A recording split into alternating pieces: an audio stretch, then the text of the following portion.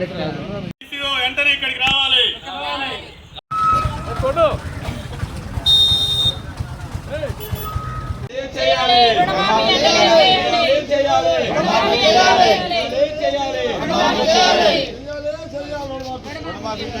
న్యాయం చేయాలి, అందరం చేసింది మనకు న్యాయం చేయాలి.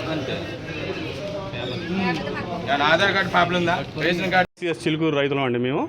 మేము గత సంవత్సరం జూలై ఆగస్టు నెలలో ఈ రుణమాఫీ తీసుకున్నామండి. అయితే జూలై ఆగస్టు నుంచి తీసుకుంటే మన ప్రభుత్వం ప్రకటించినటువంటి డిసెంబర్ 9 కట్ ఆఫ్ కంటే ముందే మేము అందరం కూడా తీసుకున్నాం.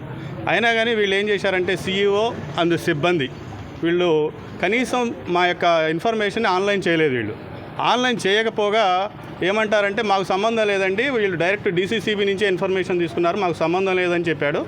సో అసలు అది ఎలా పాసిబుల్ అవుతుంది? నువ్వు ఆన్లైన్ చేయకుండా DCCB నుంచి ఎలా తీసుకుంటారని నేను గట్టిగా అడిగితే, మేము కాదండి కోఆర్డ్ బ్రాంచ్ వాళ్ళు NDCCB వాళ్ళు ఆన్లైన్ చేయలేదని చెప్తున్నాడు. అతని దగ్గరికి వెళ్తే మాకు సంబంధం లేదండి, మీ యొక్క PSCS చిలుకూరు వాళ్ళే మాకు ఇన్ఫర్మేషన్ ఇవ్వలేదని వాళ్ళు చెప్తున్నారు. అయితే ఈ విషయమై నేను పలు దఫాలుగా ఇక్కడికి వచ్చాను, మాకు సరైన ఇన్ఫర్మేషన్ ఇవ్వట్లేదు. దీనికోసం నేను సూర్యాపేట కలెక్టరేట్ని గ్రీవెన్స్లో 9వ తారీఖుని రిపోర్ట్ చేయడం జరిగింది. 40 మంది రైతులు గ్రీవెన్స్లో పోయి రిపోర్ట్ చేశాం. రిపోర్ట్ చేస్తే అతను సంబంధిత DCO గారికి ఆదేశాలు ఇచ్చారు. ఆ DCO గారు 2 రోజుల్లో మీకు ఏమైనా ఇన్ఫర్మేషన్ ఇస్తామని చెప్పారు. వారం అయినా కానీ మాకు ఎటువంటి ఇన్ఫర్మేషన్ ఇవ్వలేదు. అయితే మళ్ళీ మేమే ఫోన్ చేసి అడిగితే, ఫస్ట్ టైం మేము ఫోన్ చేసి అడిగితే ఫీల్డ్ ఆఫీసర్ని పంపించామండి, ఎంక్వైరీ చేస్తున్నామని చెప్పారు.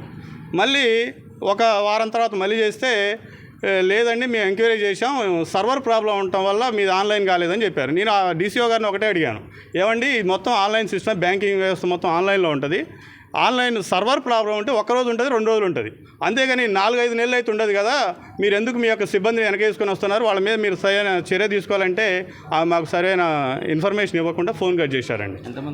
మేము మొత్తం 41 మంది అండి రైతులం కూడా. ఇవన్నీ కూడా మేము ఆగస్టు 9 కంటే ముందే తీసుకున్నాం. మాకు ఎటువంటి ప్రాబ్లం లేదు, ఏది ration card problem, Aadhaar problem, ఎటువంటి ప్రాబ్లం లేదు. ఓన్లీ CEO యొక్క నిర్లక్ష్య వైఖరి వల్లనే మీ 41 మందిని కూడా లాస్ అయిపోయినాం.